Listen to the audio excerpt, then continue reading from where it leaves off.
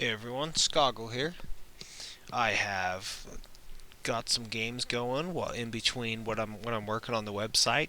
Want to stay current with League of Legends a little bit, and I'm playing Galio. More importantly, Gatekeeper Galio. This skin is just awesome. So here I'm kind of protecting the blue. This is something you want to do early games. Shaco does a lot of boxes, so he doesn't need as hard of a pull, but he asked for help on the race. But I just don't want to run over there to stand at the race and wait for them to do something. To me, it's probably a bigger deal to poke around here, see if they're invading the blue, and try to get there in time to do the race. And things I'm going to do this game is talk about my lane. I am going against Twisted Fate. A summoner spell that sort of counters him is Teleport. You can, depending on your skill level with it, do a good job of going in there and making a lot of counterplays to what he is doing.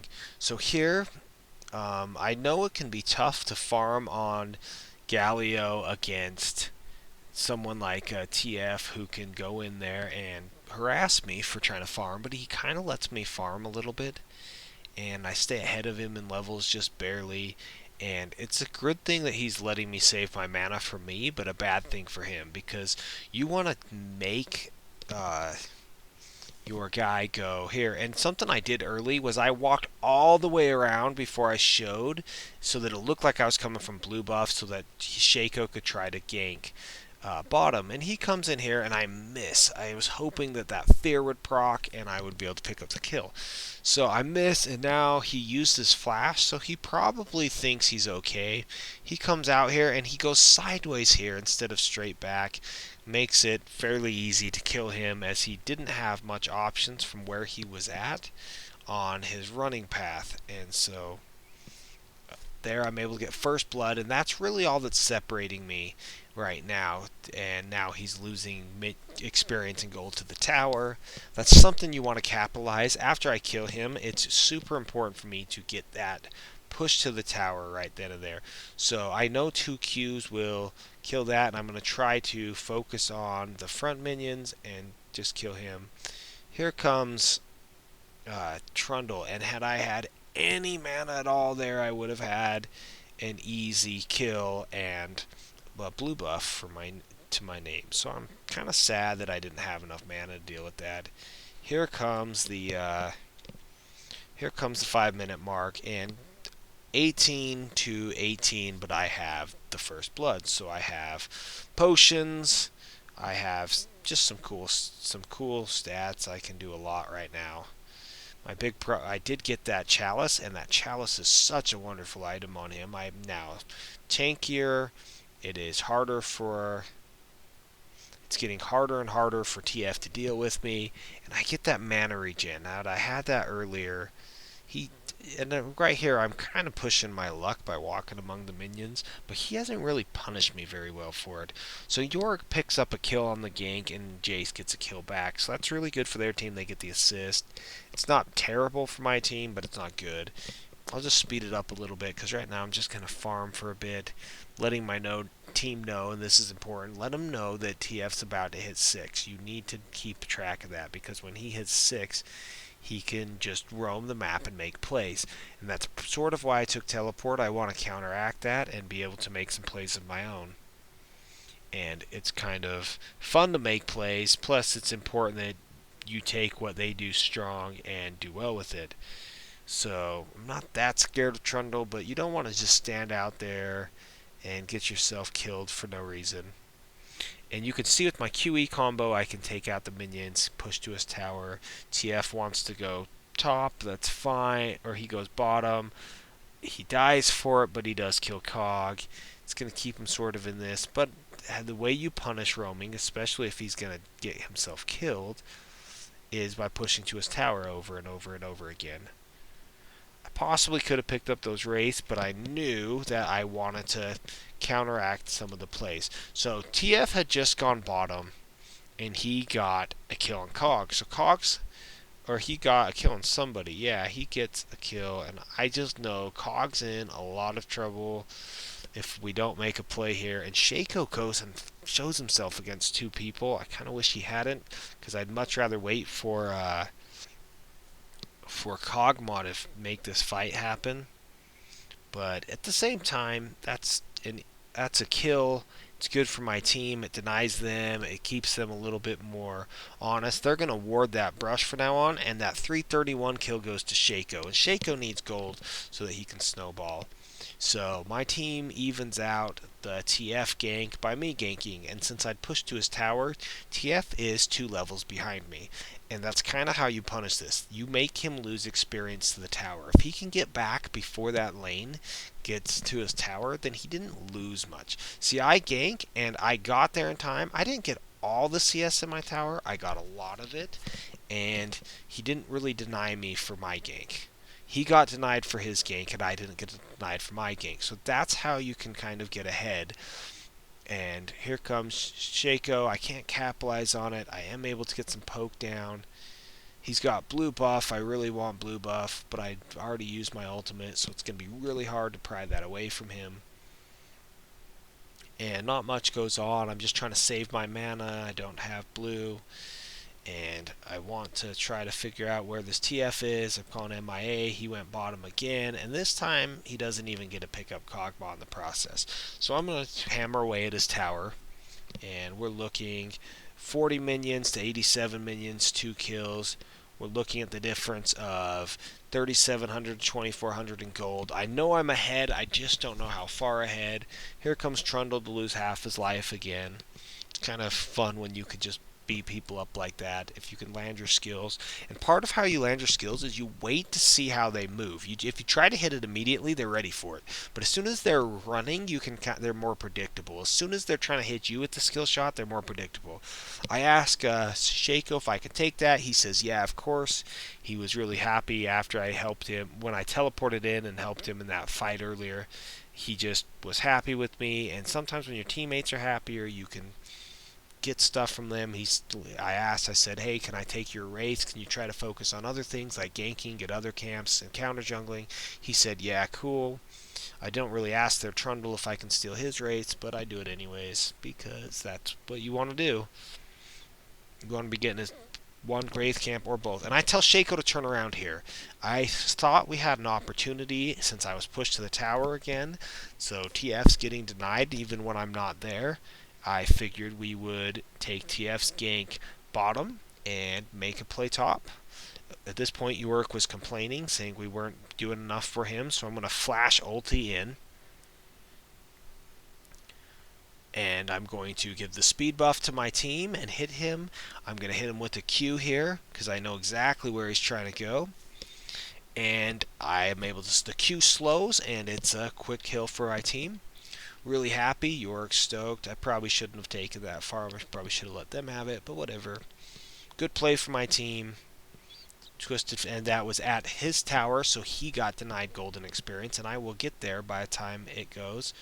Shaco takes it, some of it, which is cool with me. He needs to keep up, and I'm doing just fine. So I go to the bottom lane, and they immediately retreat, which kind of sucks. But I did make them blow Trist ult on me, and Twisted Fate is actually returning some of my medicine. He pushes to the tower. That is a good job by Twisted Fate there. He said, hey, you're not here. I'm going to push to the tower. I get a lot of it, not all of it. And you at least want to be getting your experience in your lane. Because sometimes that people get so behind in experience and they're not sure why. And unfortunately, Yorick gets dove, and there's not a lot I can do about it. I can't be everywhere.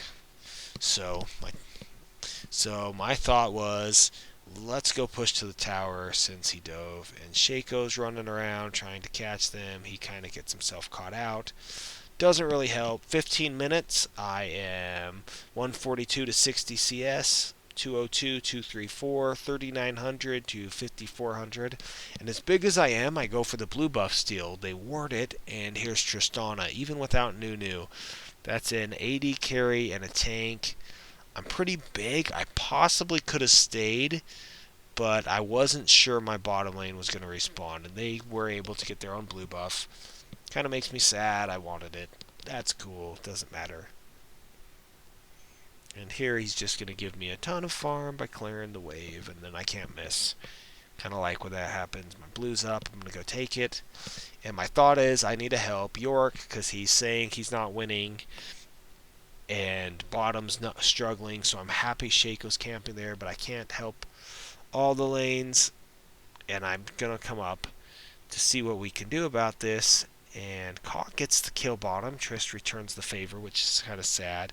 And TF thinks he can go for my tower. So I'll replay this one because it's kind of cool. But yeah, here comes Shaco. Here's the hit. There's the Q into the brush. Brush doesn't save you against Galio.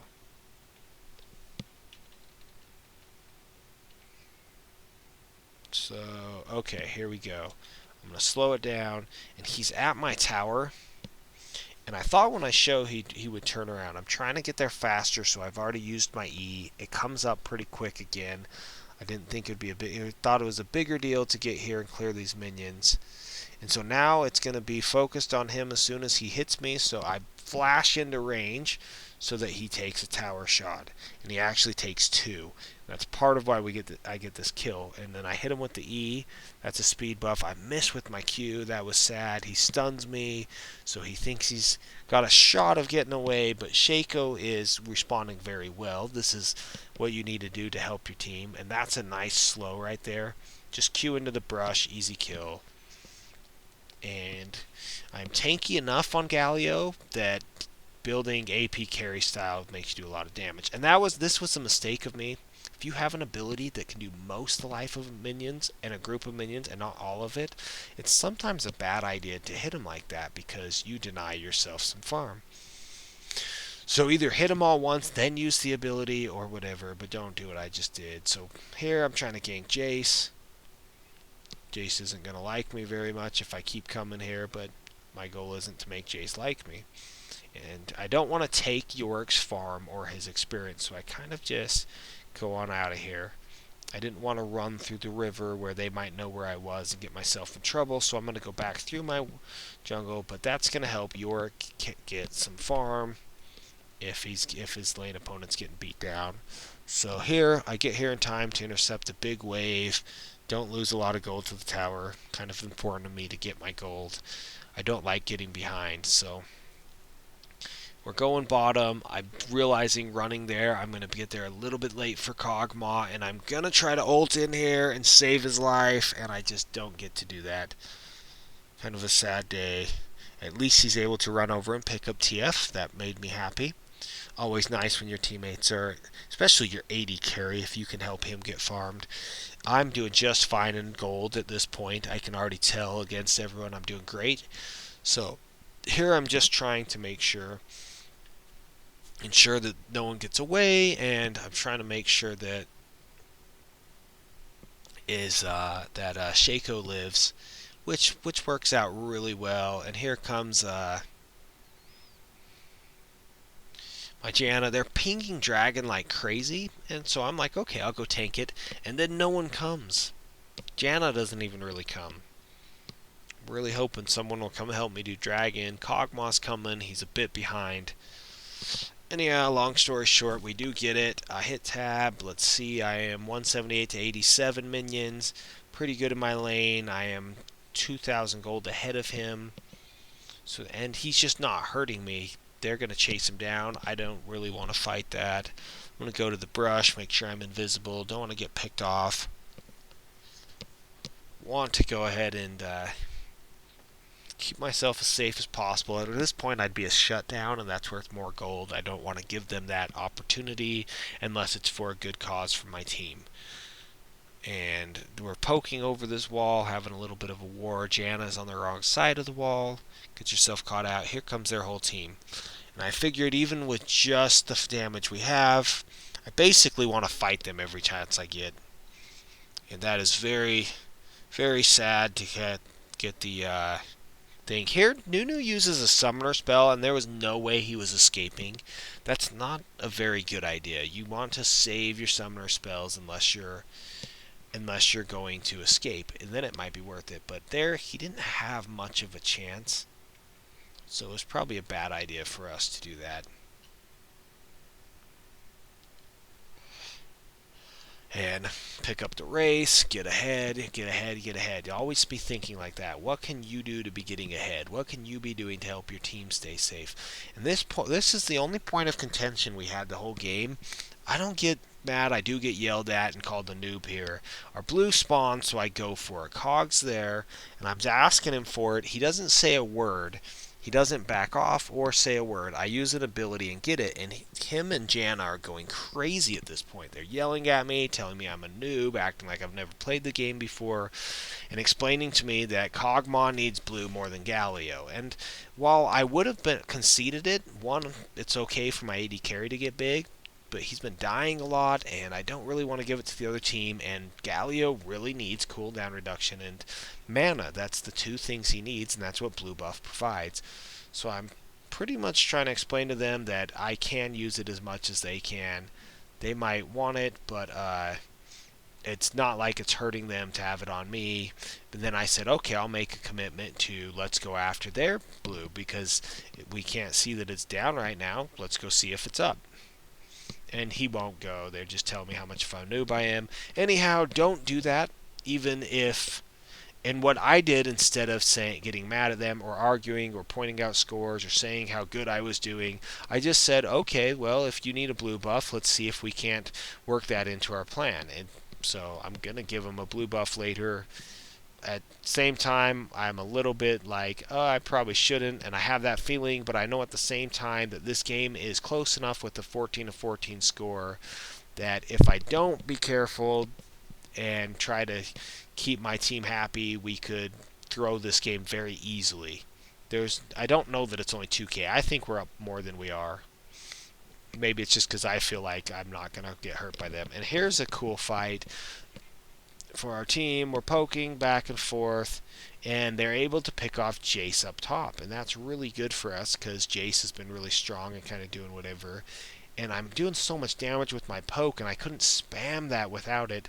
And I know that if I can catch Tristana, that's what we want. So I catch Tristana, and Cog gets the other kill, and that's really good for our team. I love when my AD carries get kills. It's usually a good sign of things to come. And here, Twisted Fate doesn't really want to go home. I don't know what he was doing. Cog gets that kill, another good sign for our team. It's great when these kills are happening in the right places. I do wish that him and Jana weren't just some pre-made team that were yelling at everyone and making sure that anything that happened, they could tell us why we're noobs. But whatever, you can't help that. If you argue with those people, your games will start going terribly. So I've learned that, one, maybe they are really good at this game and they just had something bad happen. Two, it's not going to actually help my win percentage to go and tell them they're wrong and they're not very good, even if that's my thought. So moving on, we have my farm at 229, which is okay at 26 minutes. I've done better with Galio, and Twisted Fate's at 103. So that's quite a lead.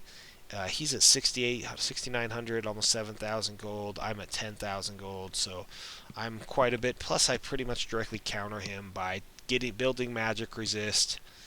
I almost have a guardian angel on top of my unholy grail, on top of my Rabadons.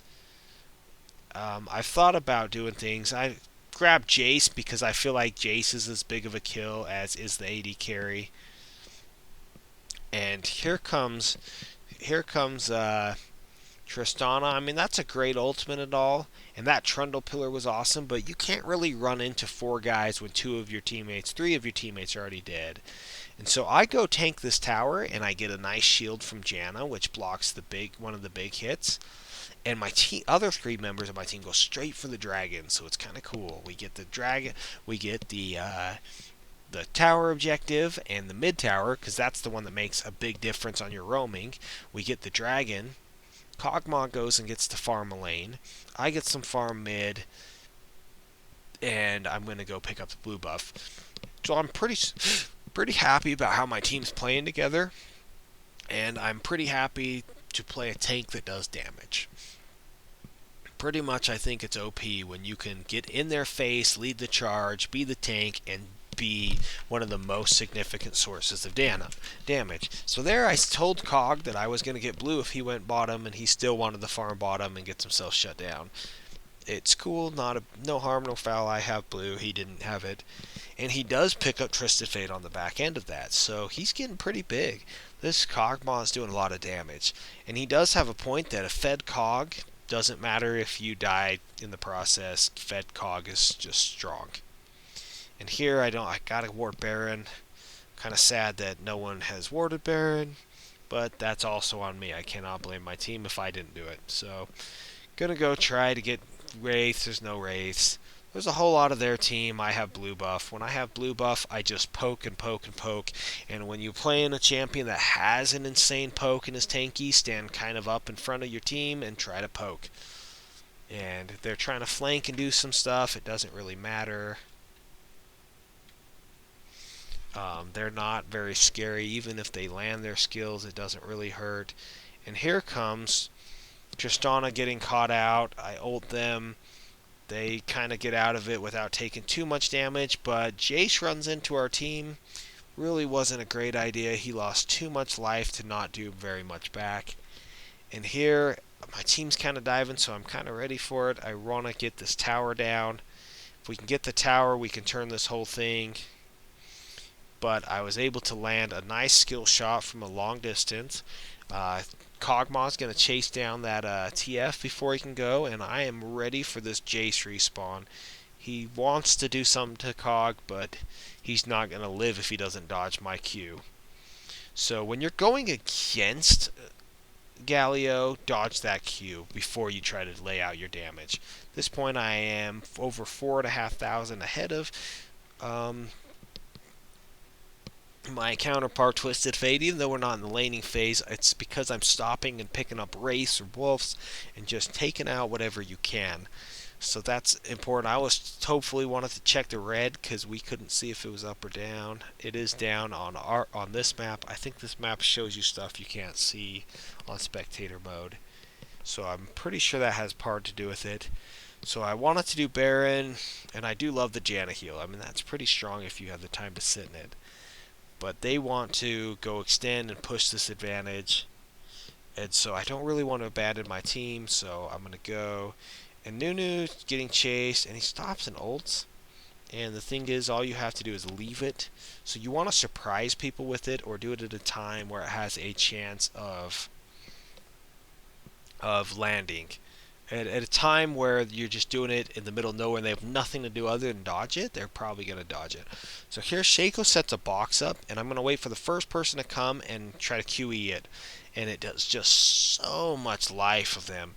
And so I want to dive after the carries, but I really don't like those guys going to my Cogmaw, so it was easier for me to turn around, ultimate them. Even though I want to ult the squishies, I did not want them diving onto my carry. And I think that can sometimes, that decision making right there, kills or protect your carry, can be the difference in your win-loss record a lot of the time. Like, turn around and help your carry. Do not let two of their guys through your face. If they're passing through your face to get to your carry, it's like playing football and letting them get to your quarterback while you're an offensive lineman. Even if you're not a lineman, even if you're the running back who's also a carry for the team, they get yards. But their job on passing plays is still to stop the guys who are getting through from getting to the ball carrier. So Cog's my ball carrier. He has the ball. He's the quarterback. Just making up stuff. But I don't let people get to my carries if my carry is doing damage. If my carry is not doing anything and their carry is super fed, yeah, you've got to blow up their carry. But anytime your carries are even with theirs, don't let yours get dove, and you'll be amazed what happened. I was pinging. We should do Baron. We should do lots of things. They overextend. They get caught top. They get caught bottom. They get caught in separate places. And I noticed that because of all the getting caught, Shaco's getting chased down, and I'm just going to use my teleport. So I didn't want to lose another teammate and be the only man up on an ace. That's never fun. Don't know where anyone is. I think they're over that wall, so I was just trying to poke out of it. And my teleport didn't accomplish a ton, but it did let me get in position to make sure they weren't doing Baron, and it got me in a position where I could defend Shaco if they chased. And I think they knew I was up and didn't want to chase. At this point, I'm pretty big. I have quite a bit of my team's gold on me. I'm sitting at 14,000 and Cog's at 11, so he's actually getting pretty big. And at this point, Cog just does late game damage like a boss. He's just a great champion if you want to do a lot of damage. Infinity Edge, Triforce. I like Phantom Dancer over Triforce. It's just cheaper, but Triforce does do a lot of damage. So Cog's just destroying stuff. I'm able to come and take this, and we can kind of two-man it. I kind of don't like taking it. I didn't build enough armor for this. Hoping York will come in, but York doesn't come in. He's going to go scout around, which is okay because we want to stop Trundle from warding. We do see them in a ward, so I don't quite understand what he was doing, but it works. I have my ultimate. I have flash. Life is good when you have ultimate and flash and blue buff and Baron buff on Galio. Even when you're not winning, that seems like you're winning. And so they're going to... He melts this Twisted Fate so fast that I can't even get an assist. That's why Cog's scary. And this is Guardian Angel not doing anything simply because you didn't die with your team. You have to stay with your team or Guardian Angel doesn't help.